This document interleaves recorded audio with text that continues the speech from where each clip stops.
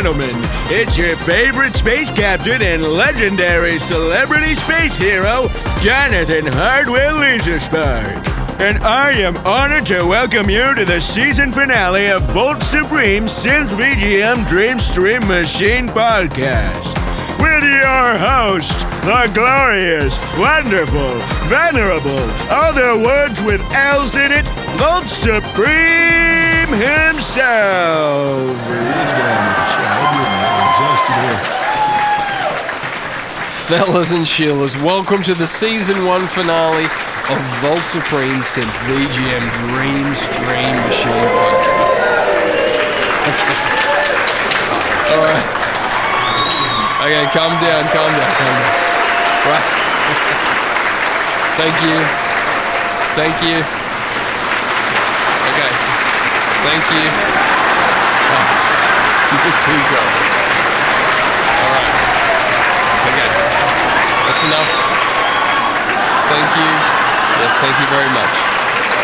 Okay, couple up. Well, folks, I'm very happy that you've all enjoyed this first season. It's been great fun for me, sharing my favorite music, discovering new music, getting requests from you listeners, and it's been great fun collaborating with many of you to create some fun little skits. So yeah, this is going to be a very special episode because this list of songs is going to be almost entirely chosen by the most faithful listeners and contributors from my Discord channel. And you can join that Discord channel by hitting the link in the description. Hang out with all us cool hip dudes and dudettes. But yeah, alright, so we're going to hear some great tunes from listeners and we'll do a little bit of reminiscing and recapping of the season that has passed us by. So, alright, well, first off, we have a request by the legendary Bedroth from Very Good Music, a VGM podcast, which he hosts with his son, Shukapow. It's a fantastic podcast, and it started pretty similar time, maybe, a bit before this podcast, and it recently has just kicked off with their second season. But anyway, let's hear what Bedroth has to say about his song choice, and we can talk more after that. All right. Howdy, Voltz. That's how we say good day here in Texas. Bedroth here, and thank you for the invitation to send in some of our favorite synthy VGM tunes for your season finale. This was a little bit difficult for me. You know that this isn't my most explored genre of VGM, but that's one of the reasons I have been enjoying your show so much. It definitely has broadened my horizons a bit. So I sent in a few different options for things that I thought might qualify as synthetic enough for the Dreamstream Machine podcast, but I wasn't quite sure, so I needed to run them by the master. And you chose the one that I was leaning toward anyway, which is the track that plays on the Electrodrome course in Mario Kart 8. I just like it. I like how it's very different from the rest of the soundtrack, but it's still got that sort of bouncy Mario Kart feel to it. A few fun pieces of information here. This particular track takes place in a neon-lit nightclub filled with Koopa Troopas, Shy Guys, and raving piranha plants. Instead of Voltz, the DJ in this course is apparently Larry Koopa, whose silhouette you can see on one of the gigantic screens that is constantly playing MKTV in the background. This track also is one of the ones that has the most channels because of the fact that it's got dynamic music in it. In certain parts of the track, as you pass by the crowds of dancing enemies, you can hear the claps that play along with the beat. And some parts of the track also feature different types of electronic instruments that you can play by driving over them. So, yeah, that's the Electrodrome. This was composed by Shiho Fuji. The game came out in 2014 for the Wii U. Mario Kart 8 Deluxe was released in 2017 for the Switch. The track is the same in both cases, and I'm sure that you'll have quite a bit to say about the track itself. Congratulations on making it to the end of Season 1, and I cannot wait to see what the future holds.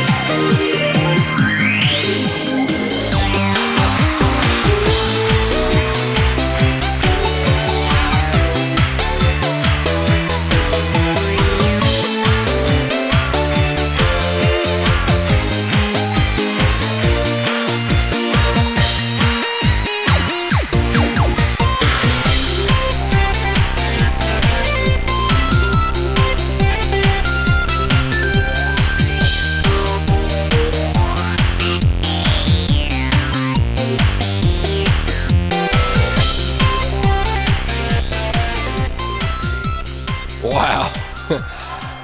They are some filthy synths. Tons of distortion. And also many classic synth sounds, which I very much love. I love synth because of the limitless expression and possibilities, but really, when it comes down to it, I just love good old-fashioned synth sounds. And yeah, that definitely had a real cartoony, futuristic sci-fi vibe to it. I definitely expect that from a Mario Kart track.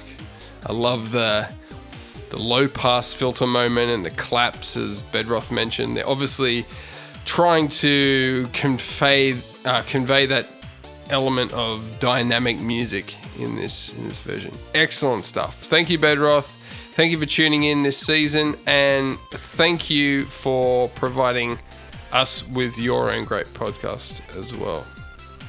All right, well, this is a very interesting coincidence coming up next. I'm pretty sure I have not played a single Mario Kart song this entire season.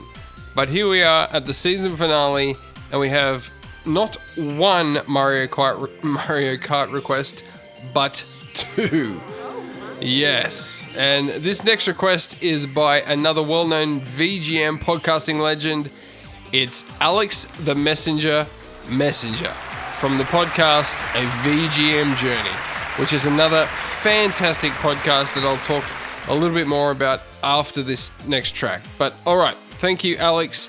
Please introduce the track for us. Hey, Voltz, the Messenger here. I wanted to bring a little something to your show, and this track I'm pretty sure you're gonna dig. It is the Rainbow Road track from Mario Kart 7, specifically the Moon version of it. And what's really cool about this is that there is the normal version that plays while you're playing through this course, and there is a section where you're driving on the moon. And when you're on the moon, the music, calms down a bit, and it starts playing this synthy version of it. And that specific version, I want you to play on the show. So I hope you dig it, man.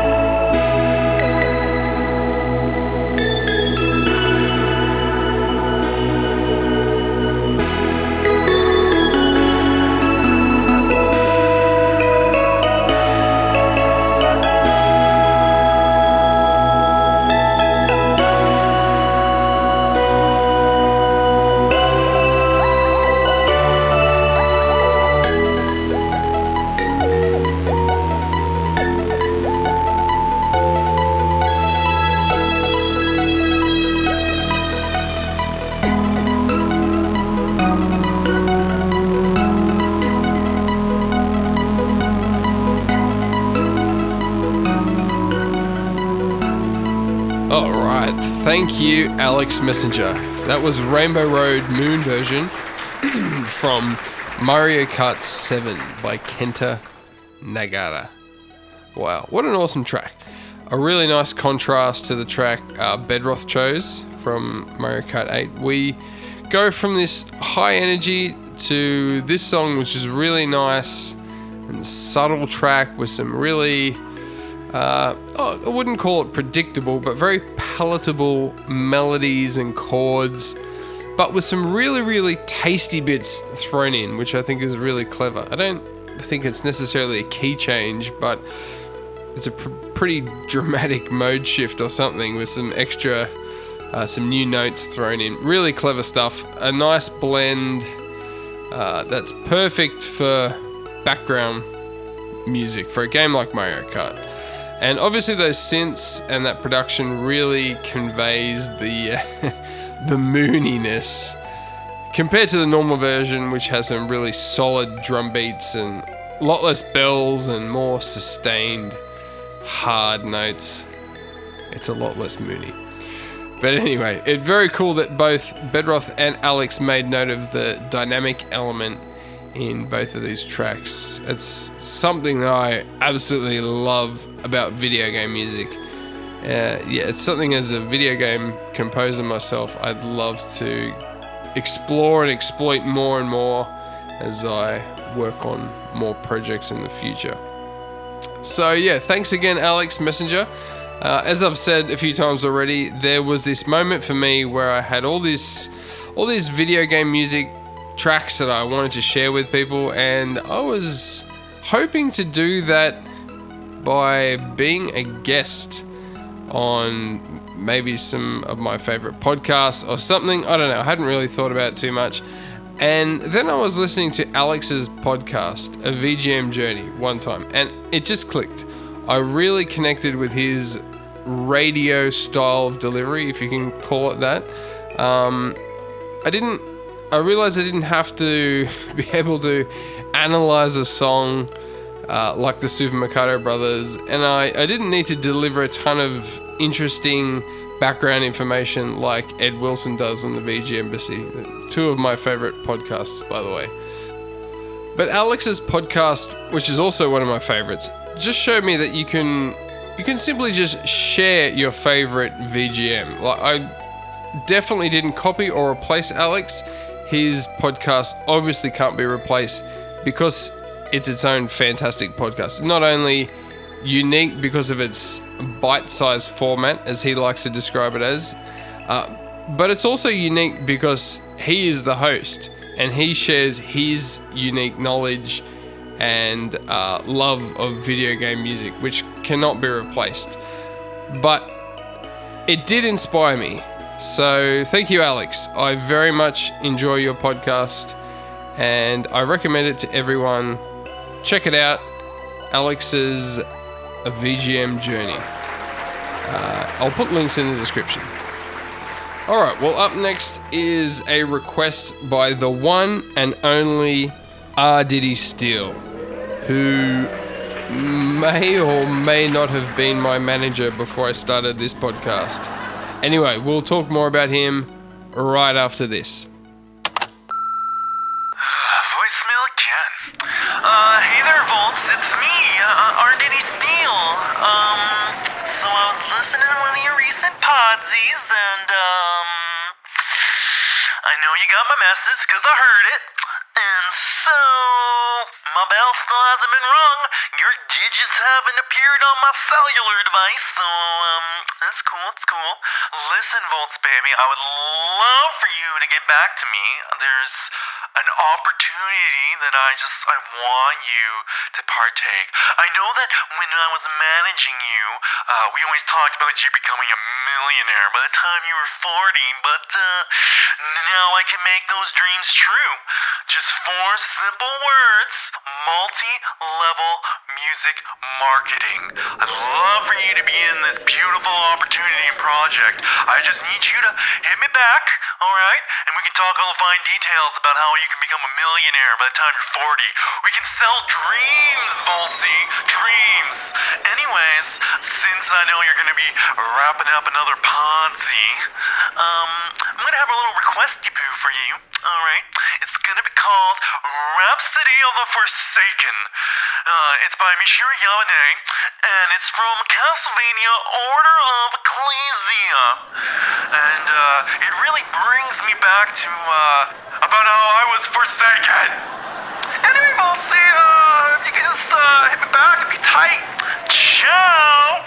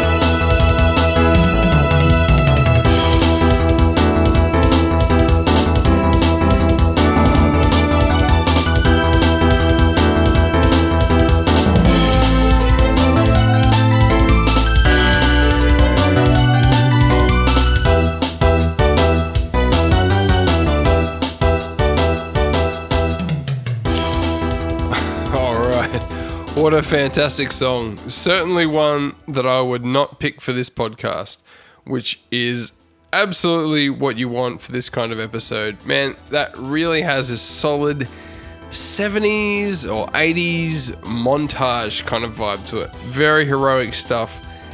And I really love at least what I would call the chorus. Fantastic track. Thank you, Diddy Steele.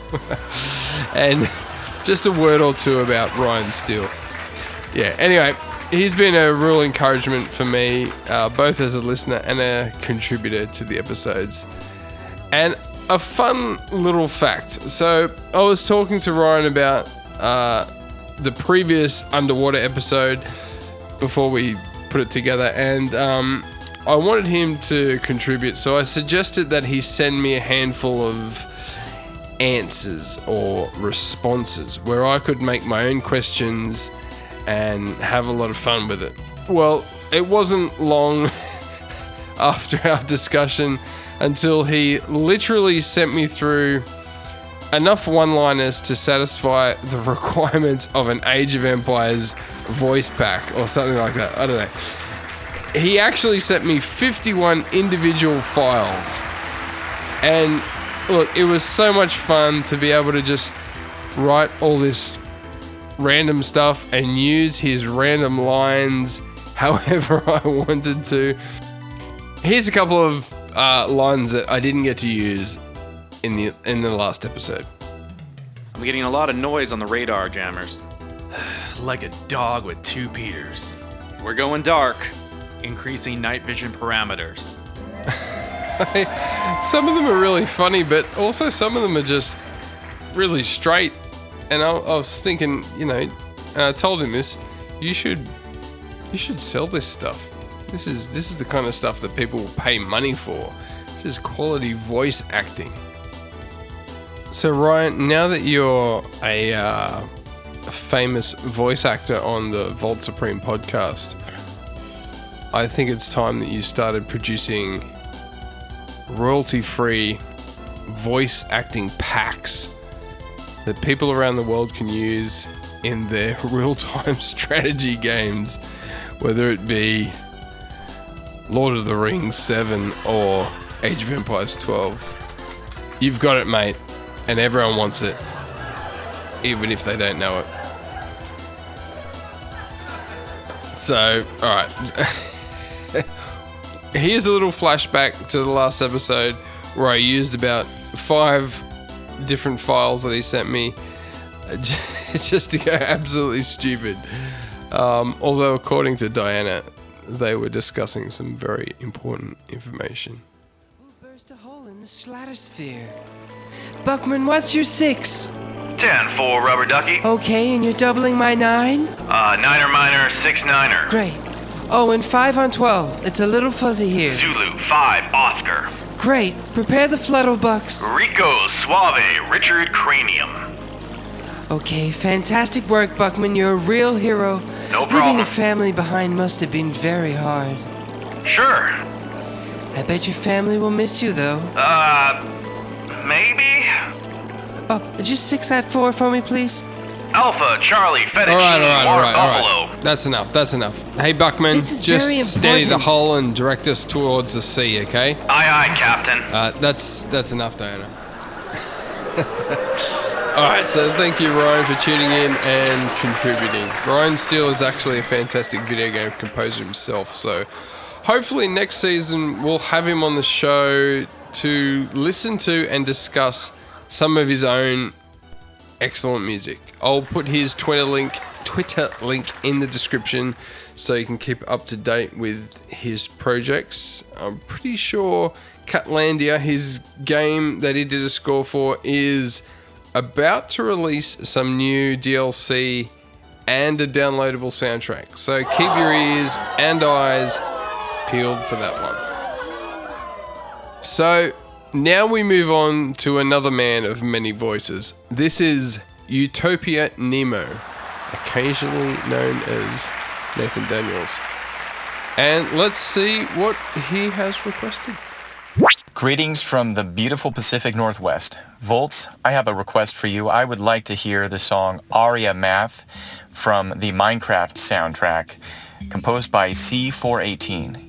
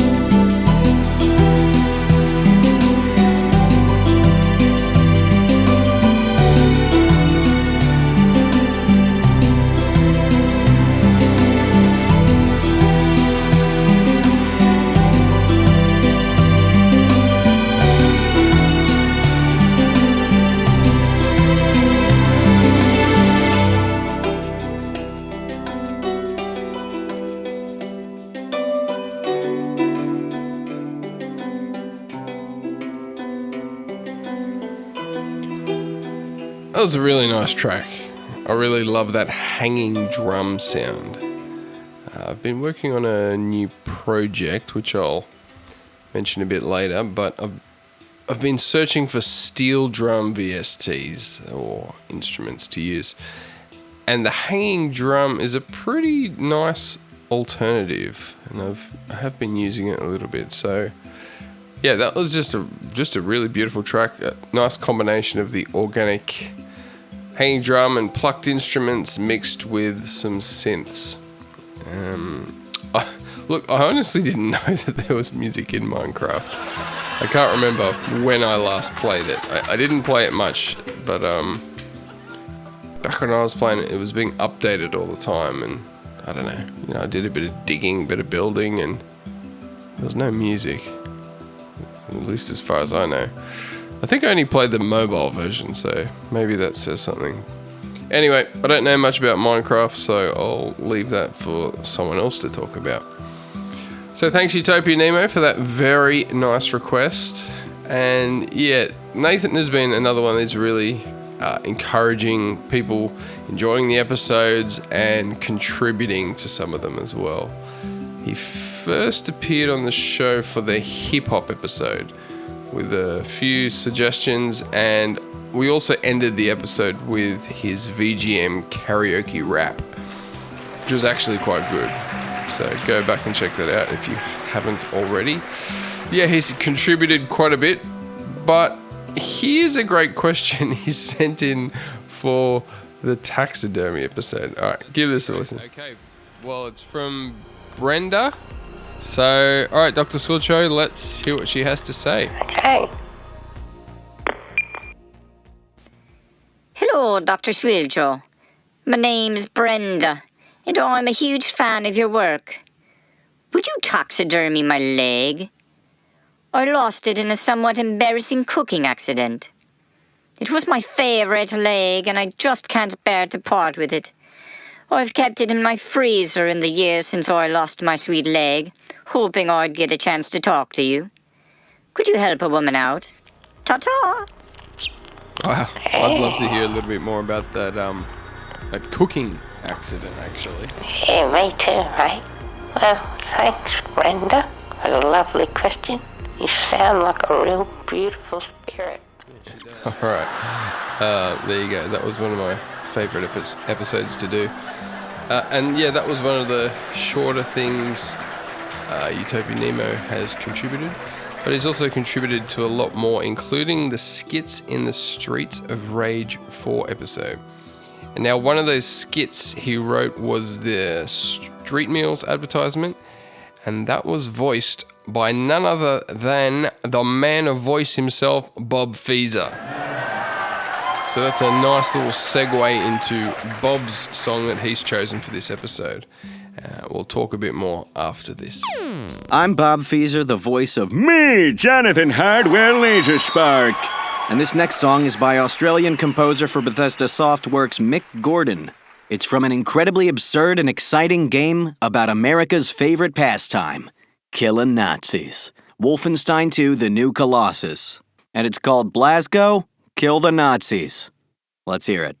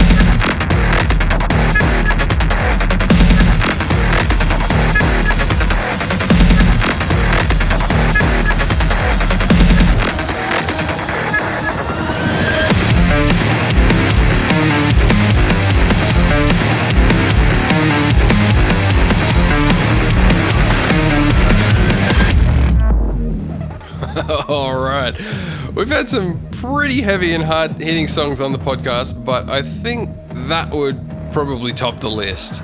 Super heavy combo of electronic and metal riffs, almost like a bit like a futuristic industrial metal maybe. So thank you, Bob. I know there's a number of listeners who would be quite happy to listen to that one. And yeah, thank you, Bob, for all your amazing contributions throughout this season. Bob was actually someone I'd spoken to about contributing before even releasing a single episode, and he was on board right from the beginning. What I love about Bob is not only his ability to brilliantly voice a character, but also his hilarious and clever writing. Alright, so this is one of the ads he made for me. This is the second one. The first one was the Final Fantasy one, which I was almost going to play, but I just couldn't help but do this one again. This led to the character Jonathan Hardwell Laser Spark, so yeah, this is where it all started. A funny thing is that Bob actually sent me a preview of this ad, and then and he sent me a whole lot of other stuff to use as well, and I thought the preview was the whole thing, so I used that in the show. He heard it, I just showed him a demo, and he's like, are you going to play the rest of it? So I'd already finished the whole episode, and so I ended up putting it on the end because I couldn't just leave it out because the whole thing was absolutely excellent, but it worked out quite well. So this is the ending of episode 6, Super Space Ace Radio broadcast, the very first one. Yep.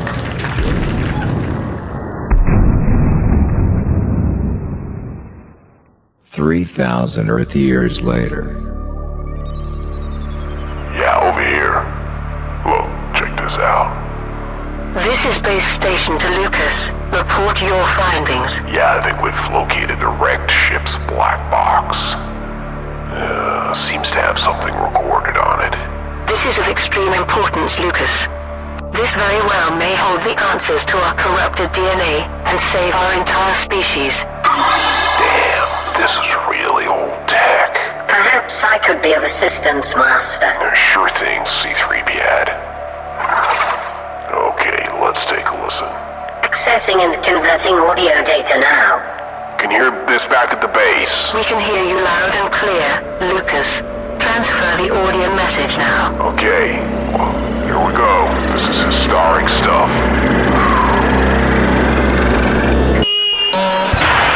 The Infinite Laser Death Coliseum, an intergalactic pay-to-view event hosted by yours truly, Jonathan Hardwell Laser Spark. A month-long gladiatorial event where we pit contestants from hundreds of planets against each other. Fantabulous murders, spectacular deaths, endless action. It's the hottest show this side of the universe, and Season 5 is starting next month. Oh boy, how do I sign up? Glad you asked, innocent bystander. Thanks to our patented Laser Spark Involuntary Contestant Selection Engine, our fighters are instantly drafted and teleported to one of our luxurious contestant holding cells, complete with all the amenities. You're already signed up to represent your home planet in a gladiatorial battle royale. No entry fee, no paperwork. So get ready for the ultimate televised battle contest. This year is sure to be an absolute bloodbath. The Infinite Laser Death Coliseum, hosted by me, Jonathan Hardwell Laser Spark. Coming next month, only on Galaxy TV.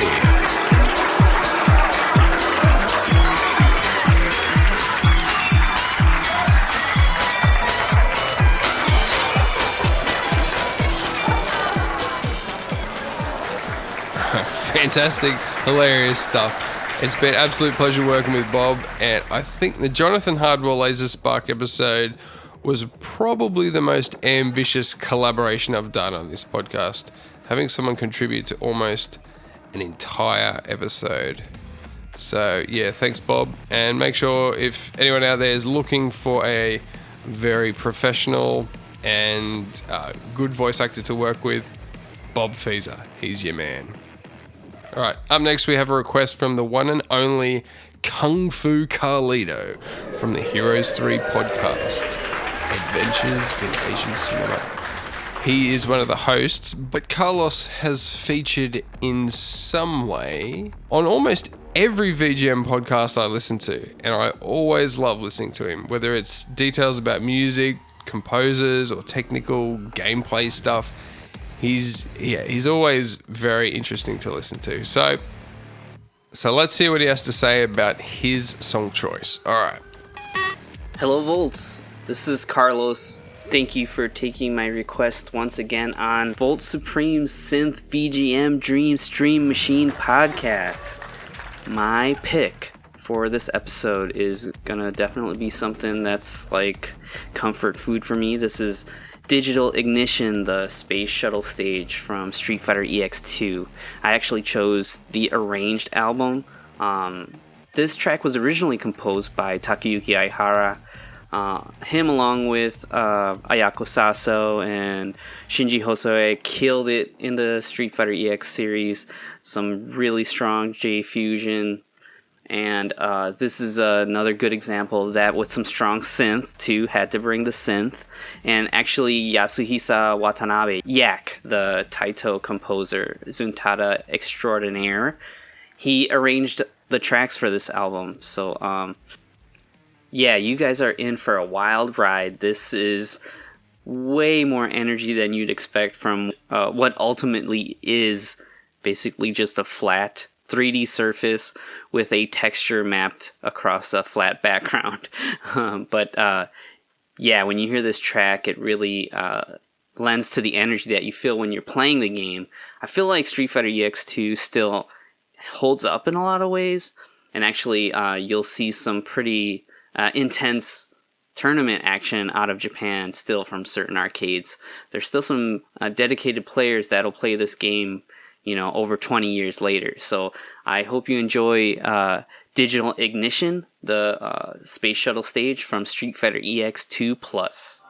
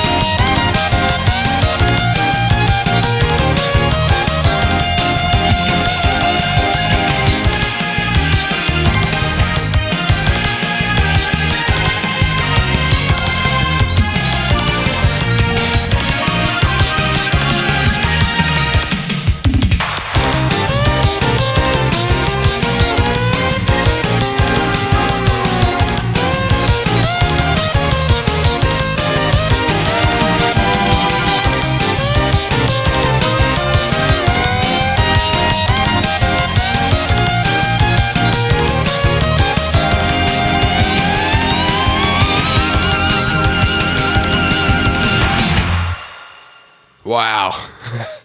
That was an excellent tune. It's really quite busy, energetic, and very uplifting. It's got lots going on, lots of layers and stuff, but nothing is clashing with or taking away from that main melody or the different melodies that go on. It's all really well locked together.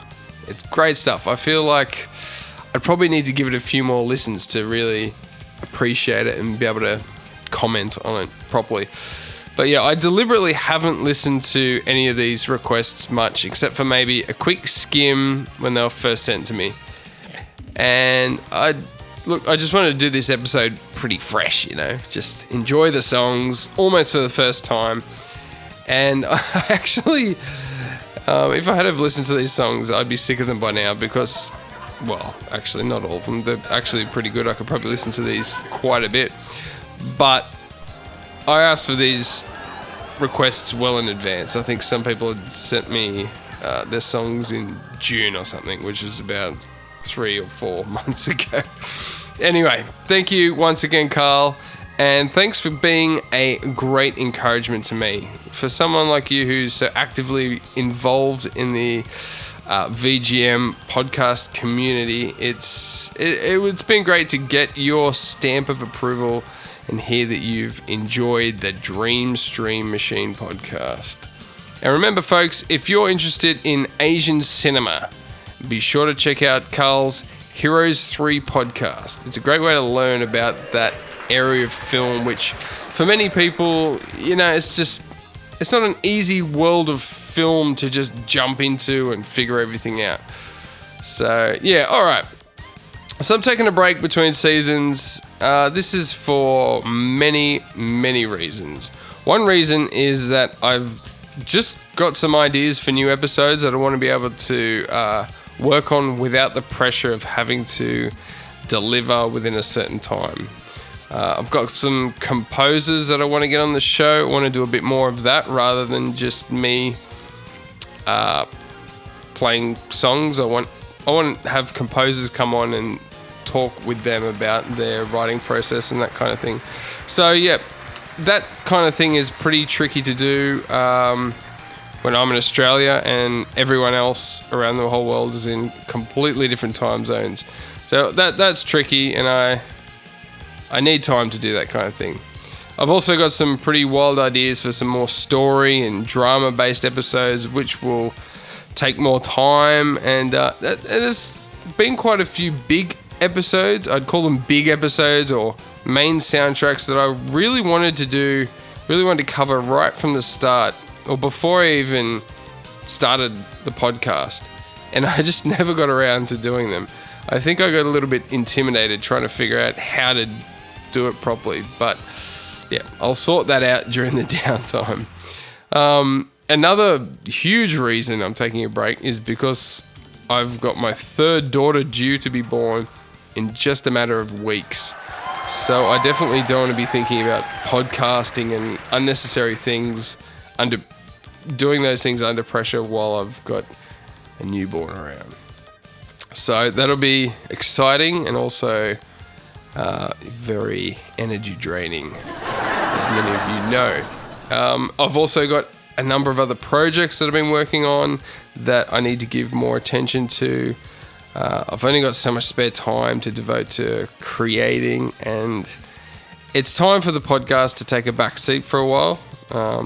It'll definitely be back probably next year. And one of the projects I've been working on is I've been doing a score for the indie game Atoms Ascending, and I'll put a link or something in the description so you can look that up a bit more. But yeah, doing a score for solo indie developer Nick DiPaolo, and I've been doing that on and off now for around 2 years, and he's been working on it. I don't think on and off, just pretty much on for much longer. He's got a full-time job. He's got a family. He just had, he's already got one daughter, and he had 2 twin daughters born towards the beginning of this year, and he's still pushing hard, getting this game done. He's been pretty big inspiration for me just to witness his work ethic and his ability to just keep pushing through. And he's definitely had some, I don't know about setbacks, but yeah, some big hurdles that he's have to push through, both technically and emotionally. I guess a technical problem can become an emotional problem pretty quickly. But yeah, so the last few weeks I've been trying to get some trailer music done for him, while also I'm producing these pretty massive podcast episodes. And yeah, it's just been pretty tough to juggle all that. So I've got some other projects as well that I'll be getting stuck into. I'm really excited about. But I thought I'd play something from Atoms Ascending. So I've changed my mind about 1,000 times thinking which Atoms Ascending song I will play. It's pretty hard to just pick one. But this is the first song I did. So the first thing I did for Nick was trailer music. It was a live action trailer for Kind of Funny Games Showcase, I think it was called. I think it was Sony. They didn't do their usual conference or whatever it is that they do. So Kind of Funny Games decided they'd do an online showcase of indie games. And Nick wanted to do a live action trailer, which all the guys at Kind of Funny Games thought was a horrendous idea. But yeah, Nick pulled it off with minimal budget, and they all loved it. And that was the very first thing I contributed music to. And after that, started working on music for the game. And the first scene I started working on was you would call it a camping scene. So in the game, young Adam is in this camping scene. Things are not exactly as they seem. It's basically a virtual reality environment that he's in. But it was interesting. I wrote some stuff for the game, and I'd also written some stuff for the level, and I'd also written some music that would play from an old 70s or 80s car that was in the level. So when you walk up to the car, you'd hear this music playing. And I wrote that music so quickly, and it just turned out pretty well. But Nick basically said, scrap the main music you've done for the level and base it on the music you've done for the car. So I did that, and that literally, the melody from that car basically has become the main melody of the whole game. So, all right, what I think I'm going to do, I'm going to play the music from the car, and then I'm going to play the music from the camping level. So, just a bit of fun. Neither of these tracks are complete, but, you know, they're pretty close to what they're going to sound like in the end. So, I don't know. Hopefully you enjoy this. This is the very first stuff I did for Atoms Ascending.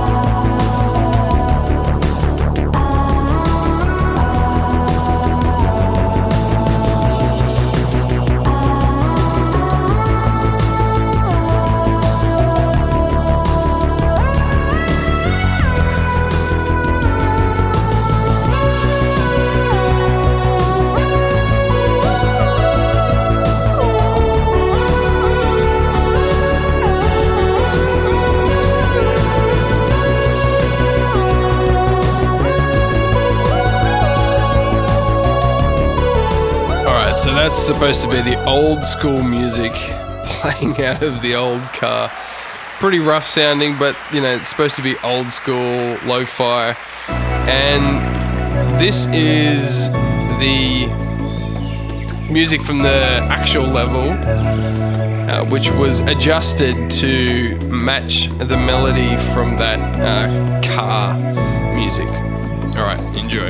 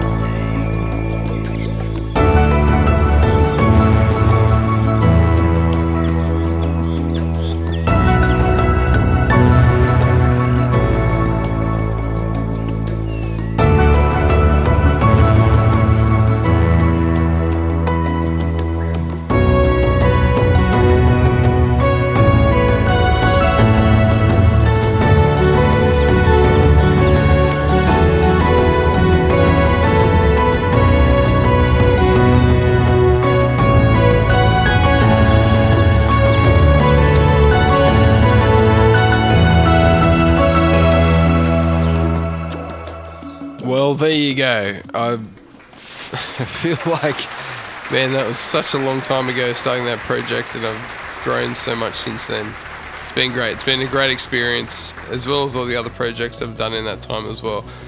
I've got a lot more to share regarding that topic, but that will have to wait for another time. If the timing is right, I might even do a bonus episode or two with Nick if the game launches during the off season. But, alright, enough about me.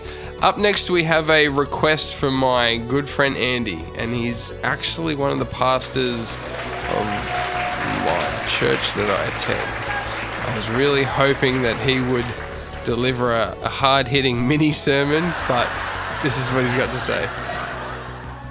Hey Voltz, Andy here, just wanting to request a song from Perfect Dark from Nintendo 64.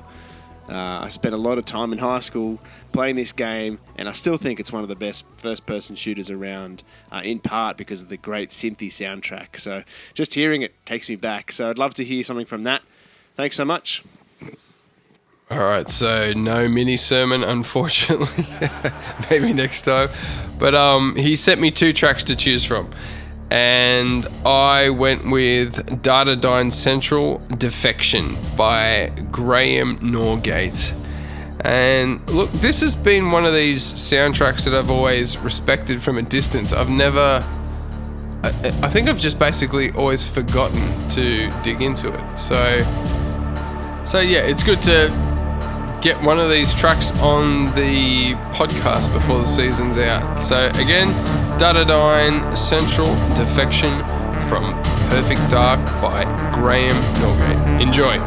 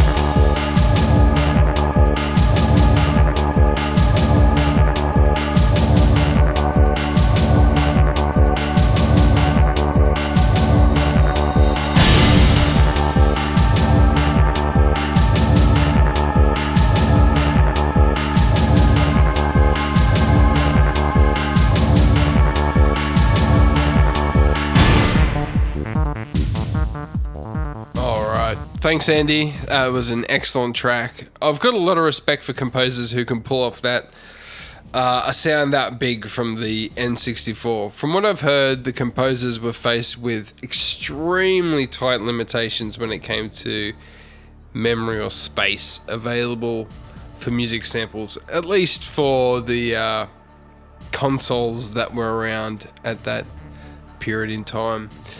I'm not sure about the details of this soundtrack. Maybe that could be a topic for a whole different episode in the future. We'll see. But okay, well, this is a great request. I was really excited about this. This is actually not from a Discord member, but actually one of the Discord members, Bedroth, who we already mentioned and has already suggested a song at the start of the episode. He actually suggested to his cousin that he should, send something in and request a song for this final episode. And what's really encouraging for me is that in between now and when Jimmy originally sent this request in, he's actually been keeping up to date with the podcast and was even able to send in a fantastic question for the Mummy Demastered taxidermy episode. So I love this kind of stuff. It's great when family members share amongst themselves. So anyway, here's Bedroth's cousin Jimmy's request. Let's give it a listen. Hey there, Voltz. This here's James Henry Carmichael, but my friends call me Jimmy Hank. My cousin Bedroth said you was looking for some sweet tunes for your radio show, and I gotta say, I was honored to be asked. I'm from the bustling metropolis of Sweetwater, Texas, but don't let that fool you. My buddies here call me the Robo-Redneck on account of I can't get enough of them sweet synthetic musical numbers. Of course, all them good old boys and girls know about robots is the Roomba they bought their granny for her birthday, but that ain't neither here nor there. I'm all about the music. Techno, house, electronica, whatever you want to call it. And I was tickled pink when Bedroth told me about the synthetic Dream Stream machine, and I've been a loyal listener ever since. I ain't never wrote in on account of I like to stay off the grid, but hope you like what I'm bringing to your hootenanny today. I've got a little ditty here from a game on the Sega Dreamcast called Toy Commander. If you ain't heard of it, it's full of sweet synthetic goodness wrote by Philippe Vichy. He's a Frenchman, but don't hold that against him. He knows his stuff. This game's an important one, too. Some of my buddies still get all up in arms about the government or about Southern pride, but I don't cotton to all that jazz. I'm a live and let live kind of hillbilly. My mama raised me to treat my fellow human beings the way I'd like them to treat me, like a smart fellow once said. What I do get up in arms about is the toys. Them movies like Toy Story and Small Soldiers? Well, that ain't fiction, Voltz. Don't let them tell you otherwise. Them's docudramas. The toys are out to get us. I don't shop at GameStop no more, but it ain't got nothing to do with nothing, except the last time I went in there, they started selling them big old bobblehead things, and them big black cartoon eyes was staring into my soul. I could just hear them little feet tiptoeing across my bedroom floor. This game, Toy Commander, it's all about this kid Andy taking back control and taking the fight to the figurines. At least I think that's what I remember. I ain't played it for a minute or two. Anywho, suppose I didn't leave much time to talk about the song, but there really ain't a whole lot to say that it don't say just fine for its own self. The song's called Lost Strings, and I guess when Felipe lost his strings, he picked up synthetic instruments and just went a-rolling. I'll just say that when the beat drops, it's as pretty as a Sweetwater sunset. Gets me all Twitter-pated just thinking about it. Well, I gotta get going. Mama just told me it's time for the Rattlesnake Roundup. Take care of yourself, Voltz.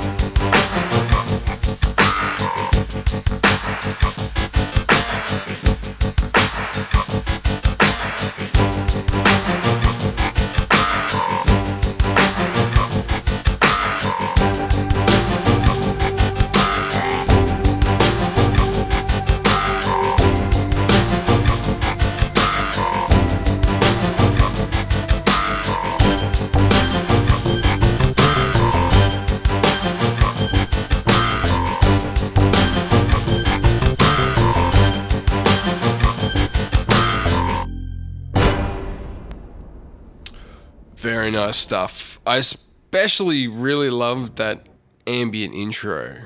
The whole song was a real nice mix of ambient, hip-hop, electronic, and orchestral music. It's quite a cool combo. So thank you very much for that, Jimmy. I really loved your request, and hopefully we can have you contribute more in the future for more seasons of Voltz Supreme Synth VGM Dream Stream Machine podcast. Yeah, that was great. Thanks again. Man, I really didn't expect this to be such a jumbo episode. It's pretty long already, but we need to keep going. We need to keep things rolling. And that means up next we have a request from the amazing Forrest, who he's the creator of Tower Talk and Castle Corp YouTube series. And this is a double whammy request because it features his brother. So let's give it a listen. Hey, bro, remember that game we used to play? Oh, yeah, Super Monkey Ball. Yeah. Yeah, but it was the one where I'd wait for you to land your monkey on a target, and then I'd crash land my monkey on top of your monkey, knocking you into the water. Oh, yeah, monkey target, yeah. That game had some great music. I can't remember how it goes. Go turn on the radio. It's not on the radio, Forrest. You never know. There are barely any stations left. Just press the on button. Here it goes. Hey, that's it. What in the heck?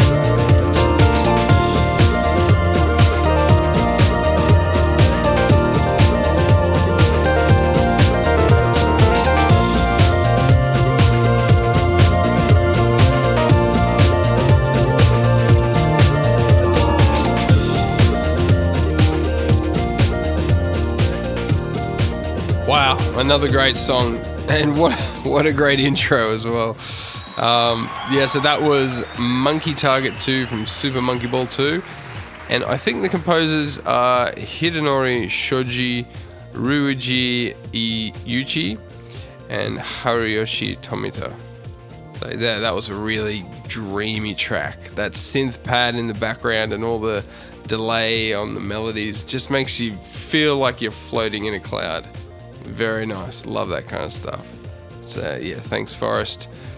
Forrest is another one of these amazing voice actors who is also incredibly talented when it comes to writing and producing material. He voiced and wrote the Sunny's underwater shop scene in the previous underwater episode, and that was just so much fun to work on.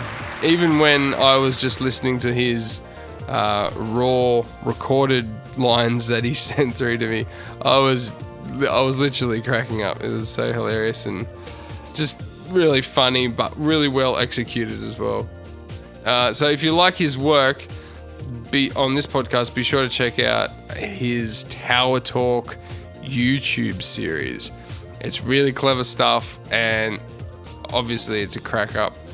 It's all about Nintendo characters who are a bit in struggling times, and they are being interviewed on Mario's product review TV show or YouTube show. It's very random but very clever and lots of fun. So make sure you check it out on YouTube. I'll leave a link.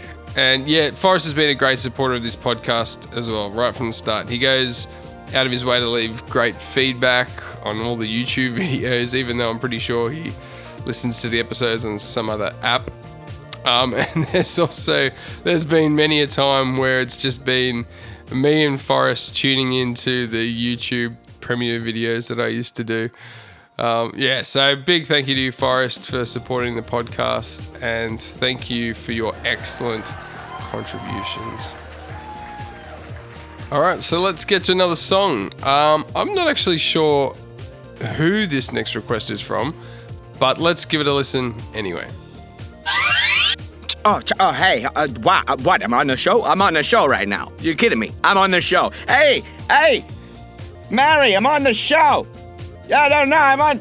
No, not the morning show. Voltz Supreme. Voltz show. You don't.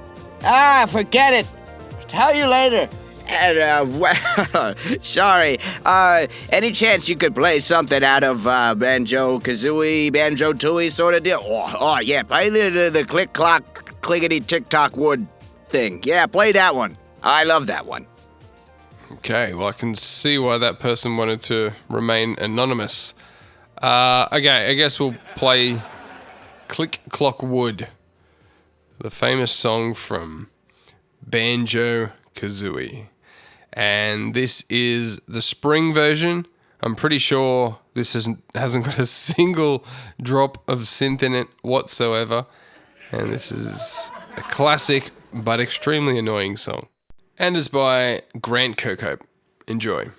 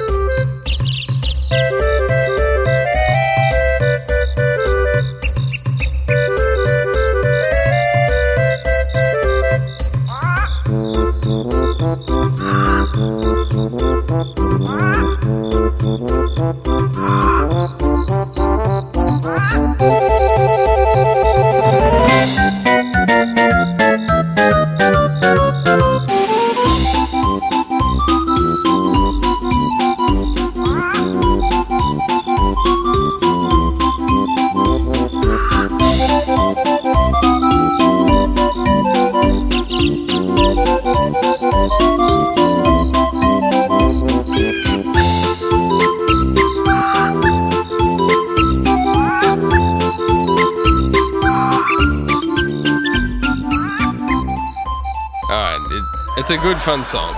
It's definitely a classic. I don't think I could listen to it any longer, though.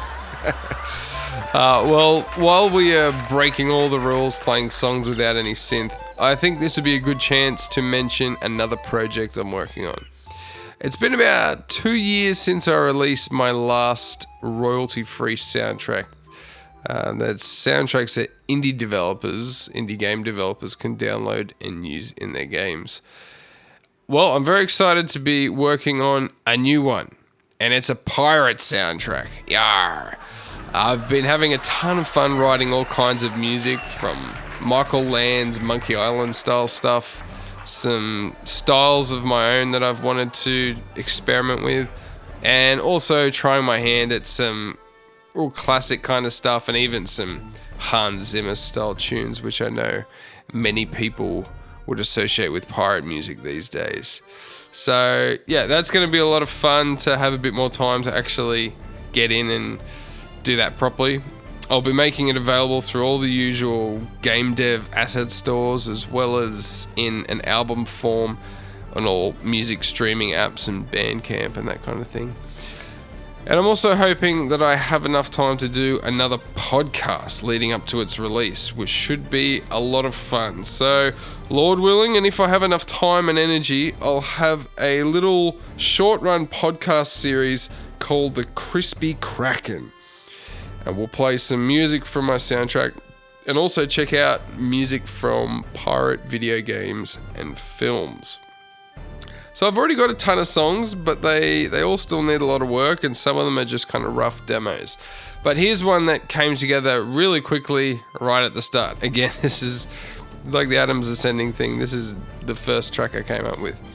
It's called Outside the Pirate Tavern, and it's supposed to conjure up images of a rough and washed up band of swashbucklers with their instruments playing this tune outside of a dingy old pirates bar, pub, tavern, whatever you want to call it.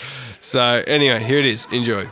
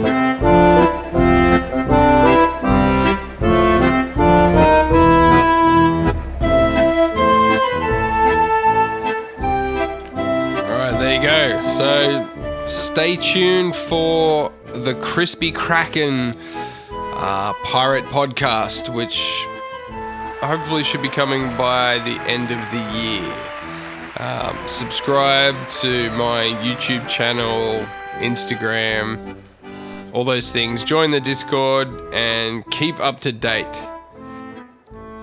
All right, well, we're down to our last request, the very last one of the whole season.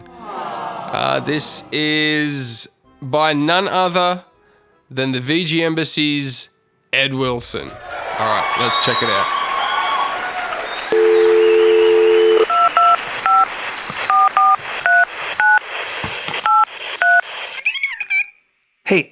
Hey, Mom.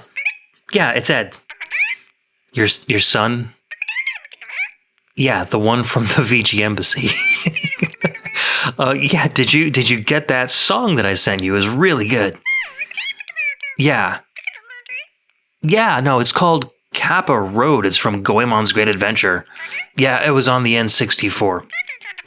No. That's the one that, remember, I bought while I was working at Toys R Us. We got it for Brendan. Your other son? Yeah. Yeah, anyways, cool music, right? Yeah, the music in that game is absolutely incredible. I figured you'd like it, so I'd send it along. I don't know what this weird obsession with video game music you've got going on, but it's something for us to talk about, you know? Yeah, it is something that Voltz Supreme would probably like. How do you know about him? Oh, so you listen to his show, but you don't listen to the VG Embassy. Yeah, okay, he does incredible voices, and it's like all entertaining and fun and funny and stuff, but, you know, I give out actual, like, I do actual informative shows with, like, facts and stuff. There's room for that in the VGM podcast world, you know. Fine. You don't want to hear about all that stuff? Then you don't have to hear about all that stuff. But it would be nice if a guy's own mom listened to his video game music podcast every once in a while. All right. I'll send it over to him. He's been looking for music. Anyway, I'm sure he'll like it. Yeah. All right. I'll see you soon. Yeah. Take care.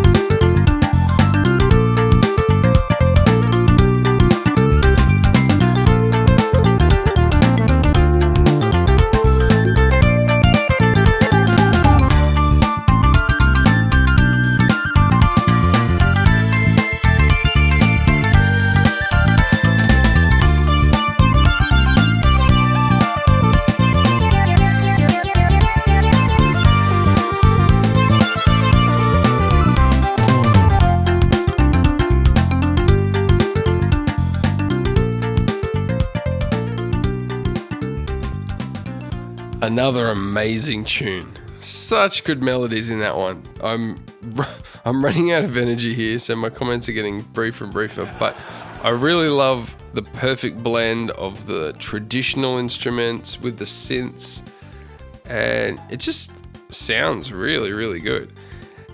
And yeah, I know I say this quite a bit, but This tune really gives me some Yellow Magic Orchestra vibes. And that shouldn't be taken lightly. That is probably one of the highest compliments I can bestow upon a piece of video game music. Wonderful tune, Ed. Perfectly written and very uplifting. Just like that introduction you gave us. So, yeah, Ed has contributed so much to this podcast. Lots of brilliant and hilarious writing for all his parts that he voiced. His many contributions to the space episodes have been really fun and have inspired other parts of the episode that I've written. And I know for a fact that there were quite a few people who really cracked up when listening to Ed's hilarious question for Dr. Swilcho in the taxidermy episode. When I got that from him, I was doing some work with my dad, and I listened to it on the phone, his parts that he sent, well, the thing that he sent in, and I just had to show my dad straight away. It was just so good. All right, well, I highly recommend checking out Ed's VG Embassy podcast. Like he mentioned, it's very informative, but it's extremely interesting and entertaining. He's covered quite a few games and consoles and topics that I simply had never heard of, and he's just very good at what he does. He's also just a great guy. He's been super supportive of the VGM Dream Stream Machine podcast right from the beginning. And honestly, without Ed and the VG Embassy, a lot of the friendly folk who contributed to this episode probably wouldn't even know about this podcast. So a big thank you, Ed. Appreciate it. And folks, that's it. Kind of sad, but I think I managed to achieve quite a lot for my first attempt at a podcast. It's been a lot of fun, hard work at times, but obviously I need to thank you all for listening and tuning in regularly. I realize it's actually it's a pretty big deal to listen to an hour-long podcast every week, not to mention that many of you are already listening to many other great podcasts. So yeah, thank you all once again. Very much appreciate it, and most importantly, I hope you've enjoyed yourselves. So yeah, I'd love to stay in touch. So if you want, come and join the Discord channel by following the link in the description. It's great to, you get to know people a bit better, and these kind of podcasts and stuff are good. Yeah, just good ways of meeting people, getting to know people, and getting to work with different people in different ways. So, yep, join the Discord. Yep, and also stay tuned. I will be dropping a few bonus episodes here and there, so don't completely tune out. Remember to share this podcast around. I'll be a lot more enthusiastic about season 2 if I see that new people are still finding this podcast. So, look, I guess it's goodbye then. You know what you need to do? Ladies and gentlemen, fellas and Sheilas, I'll talk to you later, and remember to stay synthetic.